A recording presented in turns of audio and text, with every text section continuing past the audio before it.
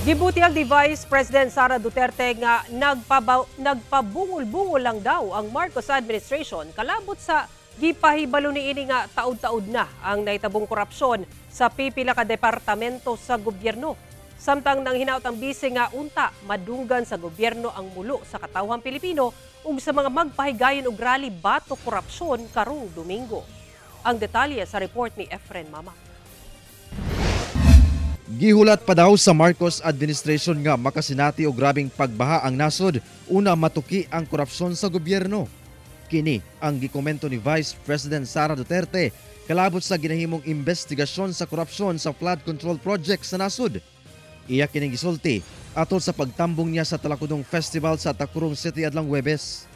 Matod ni VP Sara, tuig 2024 pa kuno siya nagpaibalo sa Marcos administration nga dunay nahitabong korupsyon dili lang sa usa ka departamento, apan nagpabungol-bungol ang kuno kini.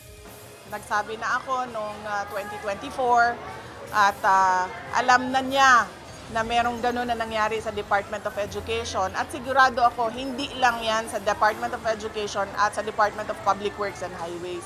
Nandyan din yan ang corruption sa iba pang mga departments. Pero parang bang noon ay wala siyang naririnig. Tapos kailangan pa na malubog yung ating mga kababayan sa baha at kailangan pa na mahirapan or pahirapan yung ating mga kababayan bago siya nagsalita. Og diyang nabulgar na ang korupsyon sa flood control projects, gikontrola kuno sa gobyerno ang investigasyon. Nung nagsalita na siya, ay wala man din siyang aksyon. Puro lang salita. At ngayon, ang ginagawa nila, merong investigasyon, gusto naman nila gawin, ang investigasyon ay kontrolado nila. Merong ginawang komisyon, bakit pa tayo gagawa ng komisyon? Eh alam na natin, nakikita natin sa budget kung paano chinap-chap yung budget para mabigyan ng pondo ang flood control at napakadaling i-check kung nasaan o kung wala bang flood control projects na ginawa. Ang gitutukan kuno karon sa Marcos administration mao ang mahilabtan ang 2026 budget sa nasod. This is a race for the 2028 presidential elections and a preparation for how they will mangle again the 2026 budget of the country. Giklaro sab ni VP Sara nga wala kini plano nga mangilog og posisyon. Natingala daw siya nganong ginabaliwala siya pag-abot sa mga dagkong desisyon alang sa nasod.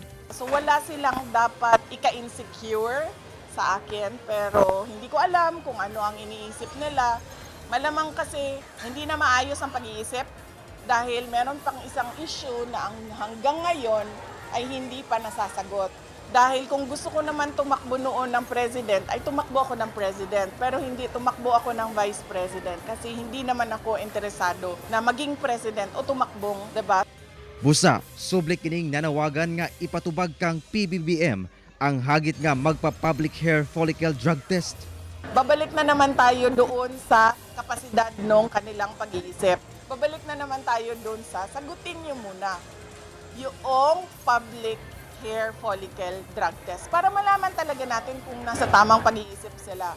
Pag hindi pa maayos yung sagot dyan, meron na talagang dapat siyang gawin. Sagutin niya yung drug allegation sa kanya. Samtang, malaumon si VP Sara nga madunggan sa gobyerno ang mulo sa katawhan, ilabi na sa mga magpahigayon og protest rally sa EDSA ug sa ubang lugar sa nasod karong Domingo. Siguro ito na talaga yung paraan para ba marinig nila dahil malamang siguro pag isang boses lang tulad ko, boses ko lang, sasabihin lang nila, ay hindi, politika lang yan. Pero pag ang mamamayan na yung nagsabi sa gobyerno, mga mamamayan na wala sa pwesto, magsabi sa gobyerno na mali ang ginagawa ninyo at wala kayong ginagawa sa problema, sana makinig sila. Ginakuhaan pa og pahayag ang Marcos administration kalabot sa mga pahayag sa bise. Kauban si Bong Vicencio, Efren Mamak, 1 Mindanao.